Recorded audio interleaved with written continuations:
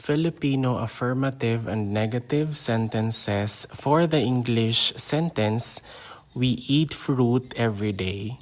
We eat fruit every day. For our affirmative sentences, we have the following. Kumakain kami ng prutas araw-araw. Kumakain kami ng prutas araw-araw.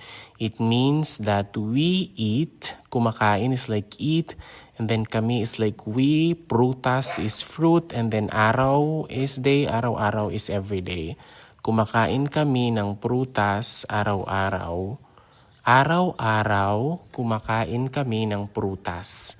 Araw-araw, kumakain kami ng prutas. The third one is, kami ay kumakain ng prutas araw-araw. Kami ay kumakain ng prutas araw-araw. For our negative sentences, hindi kami kumakain ng prutas araw-araw.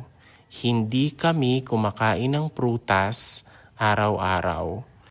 Araw-araw, hindi kami kumakain ng prutas. So it means that every day we do not eat fruits or a fruit. Araw-araw, hindi kami kumakain ng prutas. Kami ay hindi kumakain ng prutas araw-araw. Kami ay hindi kumakain ng prutas araw-araw. And that is our Filipino affirmative and negative sentences. For the English sentence, we eat fruit every day.